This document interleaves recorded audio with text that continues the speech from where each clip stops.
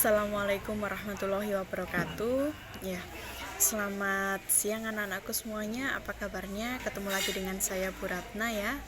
Oke, kali ini kita akan membahas tentang teks eksplanasi. Setelah kalian kemarin belajar tentang teks prosedur ya, pertemuan pagi hari ini kita sampai bab 2 yaitu mempelajari teks eksplanasi.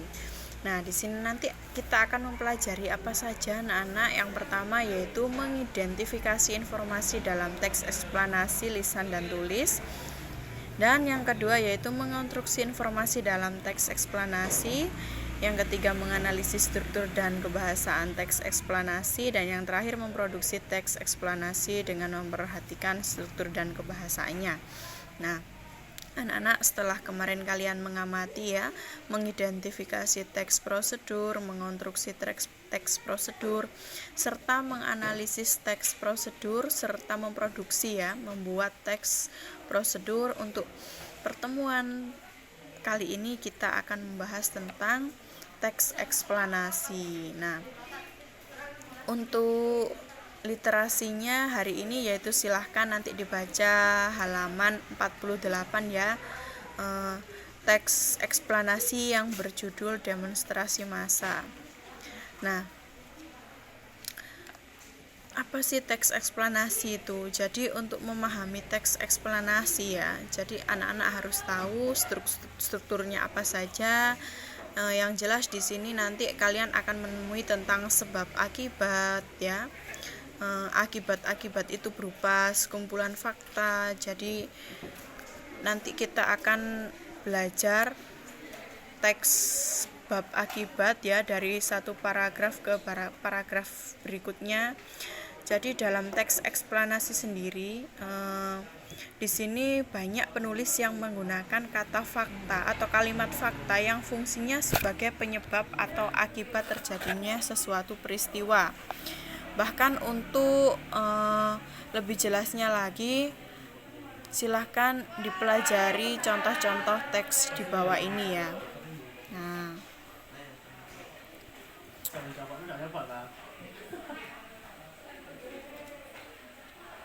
Nah, ini menemukan gagasan umum dan fakta penting dalam teks eksplanasi. Di sini ada kalimat-kalimat fakta ya, yang menunjukkan bahwa teks tersebut adalah teks eksplanasi.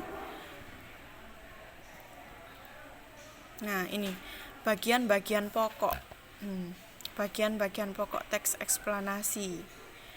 Sebenarnya tidak ada perbedaan istilah antara struktur teks eksplanasi dengan bagian-bagian teks eksplanasi. Kita ingat kembali ya ciri eksplanasi. Yang pertama, strukturnya terdiri atas pernyataan umum atau gambaran awal. Semua teks pasti memiliki pernyataan umum atau orientasi ya. Gambaran umum seperti apa jalannya cerita atau jalannya teks. Gambaran awal tentang apa yang disampaikan, deretan penjelas, inti penjelasan apa yang disampaikan, dan interpretasi pandangan atau simpulan. Yang kedua yaitu memuat informasi berdasarkan fakta atau ceritanya memang benar-benar faktual. Sedangkan yang ketiga, faktual memuat informasi yang bersifat keilmuan, misalnya tentang sains atau sebagainya ya, kadang berita juga. Jadi bagian-bagian teks eksplanasi pernyataan umum, deretan penjelas, dan interpretasi itu bentuknya demikian. Nah, ini teks contohnya.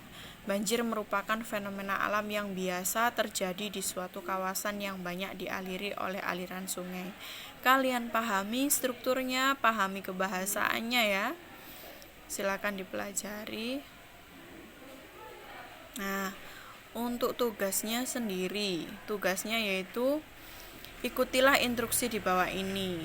Tentukanlah mana yang merupakan pernyataan umum atau deretan penjelas dan interpretasi, dan carilah kalimat-kalimat yang memuat informasi berdasarkan fakta. Contohnya ada di atas tadi ya.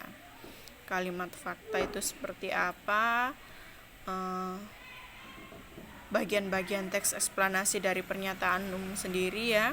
Silakan dicari, silakan dibaca di dalam halaman 59 pada teks gempa Aceh ya. Nah, gempa dahsyat pernah terjadi di Aceh ya, waktu itu tanggal 26 Desember 2004. Silakan nanti dipelajari dan kerjakan halaman 60 nomor 2. Jadi soalnya hanya 2, A sama B saja. Untuk kegiatan 2 halaman 60 kita akan ketemu lagi minggu depan ya. Selamat mengerjakan. Apabila ada yang kurang jelas atau kurang paham, silakan bisa langsung ditanyakan ke saya. Sekian anak-anak untuk pertemuan siang kali ini. Saya akhiri. Wassalamualaikum warahmatullahi wabarakatuh.